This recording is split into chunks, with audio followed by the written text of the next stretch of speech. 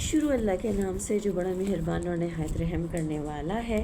اللہ تعالیٰ سورہ اعراف میں فرماتے ہیں، اور جب اپنے کیے پہ پچھتائے اور سمجھ گئے کہ وہ گمراہ ہو گئے ہیں تو کہنے لگے اگر اللہ نے ہم پر رحم نہ فرمایا اور ہماری بخشش نہ کی تو یقیناً ہم برباد ہو جائیں گے۔ السلام علیکم، میں Samina Javed educational classes for all سے آج ہم بات کریں گے رزلٹ کارڈ یا رپورٹ کارڈ پہ، تعلیمی رپورٹ کارڈ پہ۔ اس موضوع پہ بات کرنے کی ضرورت کیوں محسوس ہوئی؟ کیونکہ جب بھی رزلٹ آتا ہے تو وہ دن ماں باپ جو ہوتے ہیں وہ بچے کے لیے بہت سخت بنا دیتے ہیں۔ سب سے پہلی پوزیشن کیوں نہیں آئی؟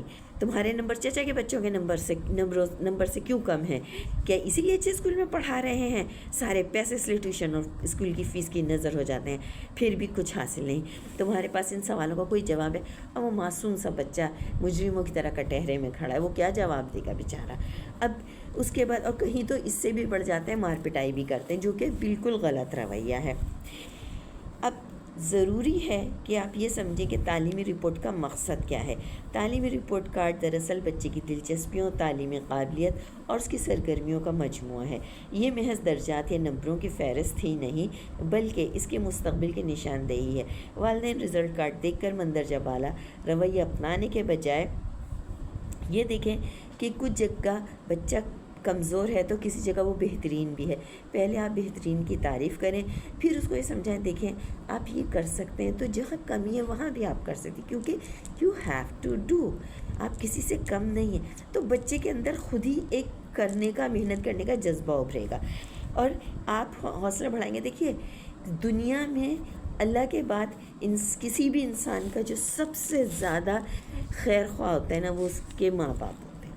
اگر آپ اپنے بچے کے ساتھ ایسا رویہ رکھیں گے نا تو کوئی بھی ان کا ہاتھ نہیں پکڑے گا اور معاشرے میں کبھی بھی کوئی اچھا انسان نہیں ملے گا۔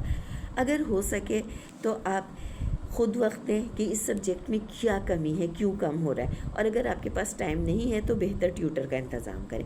چھوٹی چھوٹی کامیابی پر اس کو انعام دیں۔ انعام کا مطلب تحفہ نہیں بلکہ اچھے الفاظ میں تعریف کریں، اس کے اندر محنت اور آگے بڑھنے کا جذبہ پیدا ہو۔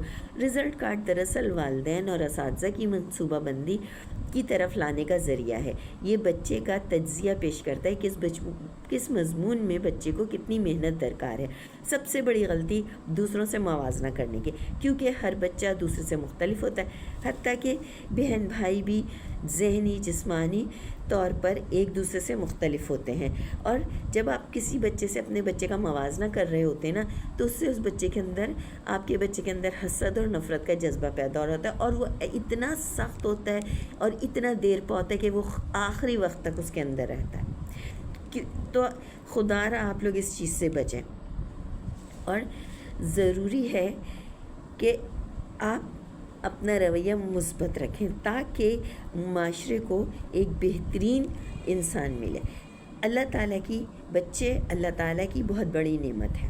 ماہانہ تعلیمی رپورٹ کے ذریعے اس کی خامیاں دور کرنے کی کوشش کریں اور اس کے تعلیمی سفر کو آسان اور خوبصورت بنائیں، کیونکہ یہ بچے ہمارے ہیں اور ہمیں ہی ان کے بہتری کے بارے میں سوچنا ہے۔ والدین اور اچھے اساتذہ ہی بچے کے بہترین خیر خواہ ہوتے ہیں،